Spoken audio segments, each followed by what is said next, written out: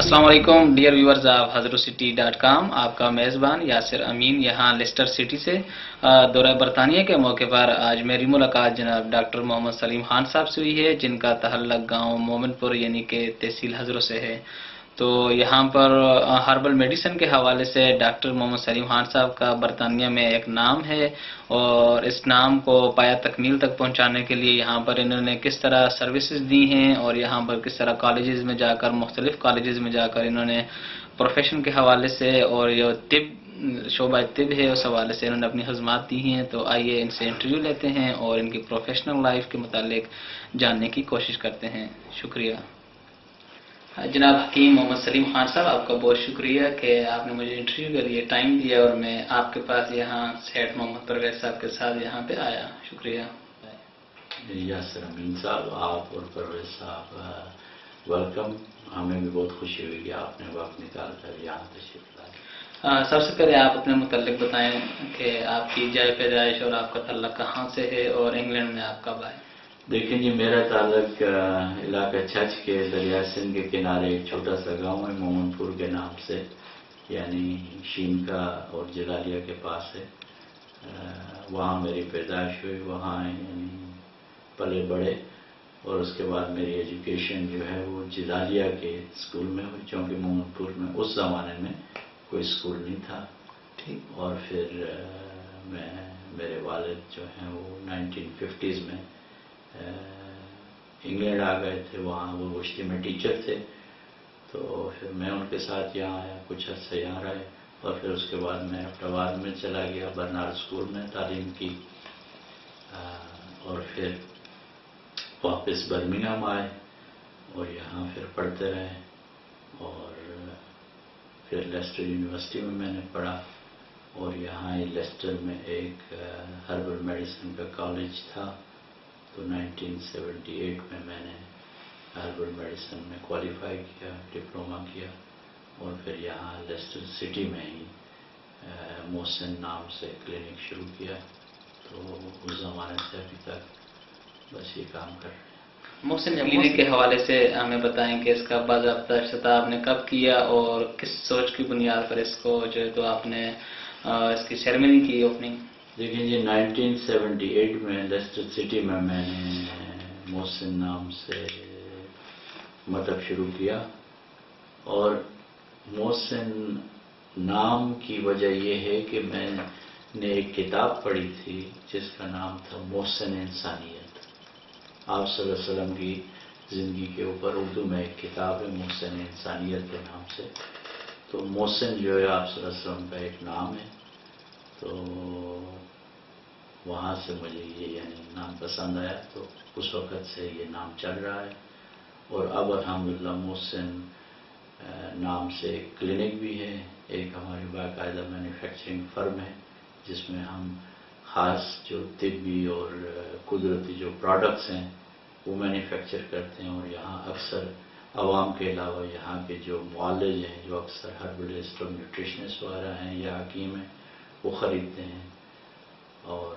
اس کے ساتھ ساتھ ایک یعنی وقف ہم نے قائم کیا ہے کالج آف میڈیسن اور ہیلنگ کے نام سے، جس کے تحت باقاعدہ تعلیم ہوتی ہے۔ آپ کیا سمجھتے ہیں؟ کچھ لوگ کہتے ہیں کہ یہ جو ہربل میڈیسن ہے یہ تھوڑا بیکورڈ ہو گئے ہیں، تو اس کے بارے میں آپ کیا کلیئر کرنا چاہیں گے؟ دیکھیں جی، ہربل میڈیسن کے بارے میں تو خیر لمبی گفتگو ہو سکتی ہے، مگر بات یہ ہے کہ اس وقت ساری دنیا جو ہے، اور خاص کر وہ ممالک برطانیہ، یورپ اور امریکہ، جہاں پہ آپ کو پتہ ہے کہ یہاں علاج جو ہے مفت ہے، اور یہاں اچھے طریقے سے ہسپتال ہے، اور یہاں مریضوں کی بڑی اچھی تشخیص اور علاج کیا جاتا ہے، مگر آپ اور آپ کے قائرین سن کر حیران ہوں گے ناظرین کہ ہمارے پاس یہاں 80% جو مریض آتے ہیں وہ عموماً ہسپتالوں کے جو ماہر ڈاکٹر حضرات ہیں ان سے کئی سالوں تک علاج کرواتے ہیں، اور ان کا علاج تسلی بخش نہیں ہوتا یا انہیں کوئی خاص فائدہ نہیں ہوتا، تو پھر ہماری طرف وہ رجوع کرتے ہیں۔ دوسری بات یہ ہے کہ ظاہر ہے جو مریض ہمارے پاس برطانیہ میں آتے ہیں تو انہیں پیسے دینے پڑتے ہیں دیکھنے کے بھی اور پھر علاج کے بھی. تو اب سوچنے کی بات یہ ہے کہ ایک انسان جیسے فری یعنی مفت علاج مل رہا ہو اور بڑے بڑے ہسپتالوں میں انگریز ڈاکٹر اور نرسز ان کا علاج اچھے طریقے سے کر رہے ہوں تو اس کے باوجود وہ پیسے خرچ کر کے ہمارے جیسے لوگوں کے پاس کیوں آئیں. تو اب واضح بات یہ ہے کہ ان کے جو امراض ہیں اس کا تسلی بخش علاج جو ہے جسے لوگ جدید میڈیسن کہتے ہیں ماڈرن میڈیسن کہتے ہیں اس کے پاس پرانے امراض کا علاج نہ ہونے کے برابر ہے. دوسری بات یہ ہے کہ اب یعنی جدید طریقہ علاج کی ادویات سے انسانوں کو اتنے زیادہ نقصان ہو رہے ہیں جنہیں کہ سائیڈ ایفیکٹس کہتے ہیں کہ کسی انسان کو ایک بیماری ہو تو دوائی کھانے کے چند مہینے یا چند سالوں بعد اس سے مزید 2-3 امراض لگ جاتے ہیں. تو ہمارے یہاں زیادہ تر وہ لوگ آتے ہیں کہ جو اس سوسائٹی کے پڑھے لکھے لوگ ہوں اور انہوں نے کئی سالوں تک اسپتالوں میں علاج کرایا اس کے باوجود انہوں نے کامیابی نہیں ہوئی تو پھر ہماری طرف وہ علاج کے لیے آتے ہیں. تو یہ کہنا کہ ہربل میڈیسن یا قدرتی طریقے علاج یا طب جو ہے تو وہ پرانا یا دقیانوسی طریقہ علاج ہے. حقیقت میں یہ یعنی انتہائی سائنٹیفک طریقہ علاج ہے اور اب دنیا میں تمام دنیا اس کی طرف رجوع کر رہی ہے. آپ کے پاس کون سے امراض کا خاص طور پر علاج یعنی کہ تشخیص کی جاتی ہے اور کوئی خاص طریقہ تشخیص بھی ہے آپ کے پاس؟ دیکھیں جی ہمارے ہاں تو زیادہ تر مریض وہ آتے ہیں جن کو پرانے امراض ہوتے ہیں مثلاً جلدی امراض موٹاپا جوڑوں کے امراض اولاد کا نہ ہونا جنسی کمزوری کچھ ذہنی امراض کے مریض یعنی تقریباً ہر قسم کے پرانے امراض کے مریض ہمارے پاس آتے ہیں. اور یہاں تشخیص میں کوئی اتنا مسئلہ نہیں. ایک تو یہ ہے کہ چونکہ یہاں پہ علاج اور تشخیص ہسپتالوں میں ہوتی ہے تو اکثر لوگوں کے پاس رپورٹیں ہوتی ہیں تو ایک تو وہ طریقہ ہے. دوسرا یہ ہے کہ قدرتی طریقہ علاج میں چہرے سے تشخیص نبض سے تشخیص اور الحمدللہ میرا جو اپنا ایک طریقہ ہے اسے ہم کہتے ہیں ایریڈالوجی. وہ یہ ہے کہ آنکھوں کے ذریعے تشخیص کا ایک ماہرانہ طریقہ ہے. اور آپ کو یہ سن کر خوشی ہوگی کہ یہاں برطانیہ میں جو اس کی پروفیشنل ایسوسی ایشن ہے الحمدللہ گزشتہ سال سے میں اس کا صدر یعنی پریزیڈنٹ ہوں. اور یہ باقاعدہ ایک ایسی تنظیم ہے کہ یہاں کے جو پڑھانے والے کالجز ہیں یعنی جیسے آپ کہہ سکتے ہیں کہ الٹرنیٹیو میڈیسن کے جو کالجز ہیں ان کو باقاعدہ یہ اوورسی کرتی ہے اور ریگولیٹ کرتی ہے. تو یہ ایک بڑا انٹرسٹنگ طریقہ تشخیص ہے کہ انسان کے بدن میں جو خرابیاں ہوتی ہیں یا شروع ہوتی ہیں تو ایک خاص طریقہ ہے جس کے ہم آپ یہ کہہ سکتے ہیں کہ آنکھ کا ایکس رے لیا جاتا ہے. تو اس طرح ہم تشخیص کرتے ہیں اور ہمارے پاس الحمدللہ لوگ بہت دور دور سے آتے ہیں کہ جن کی تشخیص میں کوئی پرابلمز ہوں تو یہ طریقہ جو ہے اس میں بھی مفید ہے. اور مزے کی بات یہ ہے کہ جب آپ مریض کا علاج کرتے ہیں تو یہ طریقہ تشخیص ہی نہیں بلکہ یہ پتہ چل جاتا ہے کہ یہ مریض آہستہ آہستہ ٹھیک ہو رہا ہے یا اس کے علاج سے مزید بیماری اندر دب رہی ہے اور پرانی ہو رہی ہے. یہاں برطانیہ میں کون سے امراض جو ہے تو زیادہ پائے جاتے ہیں؟ دیکھیں جی برطانیہ میں سب سے زیادہ جو امراض ہیں وہ پرانے امراض ہیں جیسے کہتے ہیں کرونک ڈیزیزز. اور اس میں شوگر جو ہے ڈائبٹیز یہ بہت عام ہے. ہائی بلڈ پریشر بہت ہے. موٹاپا بے تحاشا ہے. جوڑوں کے امراض یہاں بہت ہیں. جس شہر میں رہ رہا ہوں یہاں پہ ایشیائی کمیونٹی میں جلدی امراض بہت زیادہ ہیں. اور اس کے ساتھ ساتھ اب یہ ہو رہا ہے کہ جذباتی اور ذہنی امراض جسے آپ کہہ سکتے ہیں کہ سٹریس ڈپریشن اینگزائٹی یہ امراض بھی اب ہمارے ایشیائی کمیونٹی میں بھی ہیں اور انگریزوں میں بھی ہیں۔ یہاں انگلستان میں کسی کمیونٹی کی جانب سے یا کسی بھی گورنمنٹ کی جانب سے آپ کے لیے کوئی ایوارڈ یا آپ کو اس طرح کوئی آپ کی حوصلہ افزائی کی گئی ہو؟ دیکھیں جی، الحمدللہ پہلی بات تو یہ ہے کہ چونکہ ہمارا تعلق بر صغیر پاکستان اور ہند سے ہے، تو یہ آپ کو سن کر خوشی ہوگی کہ اس ناچیز کو 2 دفعہ انڈیا کی حکومت نے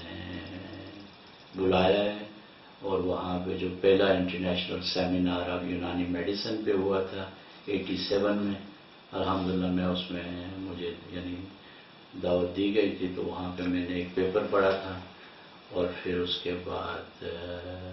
دوسرا جو انٹرنیشنل سیمینار ہوا اس میں بھی مجھے پھر واپس بلایا گیا، اور آپ کے پاکستانی حضرات کو یہ سن کر خوشی ہوگی کہ میرے خیال سے میں چند پاکستانی آدمیوں میں سے ہوں کہ وہاں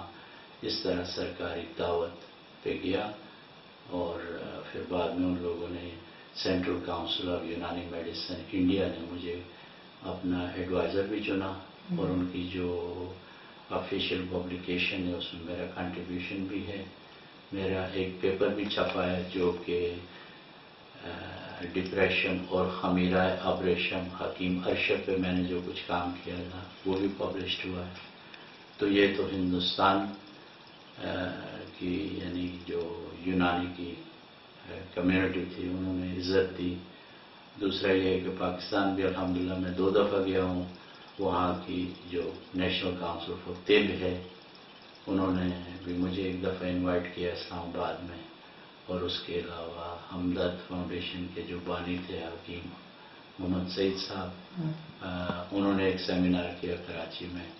تو ان کی طرف سے بھی مجھے یعنی یہ سعادت ملی کہ ان کے سیمینار میں شامل ہوا۔ دوسری بات یہ ہے کہ یہاں برطانیہ میں BBC نے کافی عرصے پہلے ایک طب پہ پروگرام کیا تھا، تو اس میں بھی الحمدللہ میں یعنی میری کوئی کنٹریبیوشن ہے، اور اس وقت برطانیہ میں جو آنکھ کے ذریعے تشخیص کا جو پروفیشن ہے، جیسے میں نے پہلے ذکر کیا، اس کا میں پریزیڈنٹ ہوں، اور بڑی مزے کی بات جو میرے لیے خوشی کی بات ہے وہ یہ ہے کہ جس ادارے میں برطانیہ میں میں نے سب سے پہلے ہربل میڈیسن کا ڈپلومہ لیا 78 میں، اس سال اکتوبر میں انہوں نے مجھے اپنا صدر چنا ہے۔ اس کا نام ہے انٹرنیشنل رجسٹر آف کنسلٹنٹ ہربلسٹ، تو یہ ایک بین الاقوامی ہربلسٹ کی تنظیم ہے، تو الحمدللہ اس کا میں اس وقت صدر ہوں، تو اللہ کا احسان ہے۔ صحیح۔ محمد سلیم خان صاحب، آپ ہمیں ہمارے ویورز کو یہ بتائیں کہ ایک بہترین صحت کو برقرار رکھنے کے لیے آپ کی کیا تجاویز ہیں؟ دیکھیں جی، ہم تو مسلمان ہیں الحمدللہ، اور آپ صلی اللہ علیہ وسلم کی جو اسوہ حسنہ ہے یعنی ساری کامیابی کی باتیں تو وہاں ہی ہیں، اور جو یہ حضور صلی اللہ علیہ وسلم کا فرمان ہے کہ کم کھائیں، یعنی جو معدہ ہے جو پیٹ ہے اس کا ایک حصہ آپ خالی چھوڑیں، تو میری تو تقریباً 35-40 سال کی جو تحقیق ہے اس میں یہ ہے کہ کم کھانا سنہری یعنی اصول ہے اگر صحت کو قائم رکھنا ہے۔ اور دوسری بات یہ ہے کہ اس دور میں چونکہ ہر انسان پریشان ہے، اینگزائٹی، سٹریس، تو اپنے رب سے تعلق جوڑنا جو ہے وہ بھی بنیادی چیز ہے اپنی صحت کو قائم رکھنے کے لیے۔ اور اس کے علاوہ یہ ہے کہ قدرتی طریقہ علاج جو ہے سوائے کوئی ہنگامی حالات کے جس میں ایمرجنسی سرجری وغیرہ کی ضرورت ہو تو ٹھیک ہے، ورنہ کوشش کریں کہ فطرتی طریقے علاج کو اپنایا جائے۔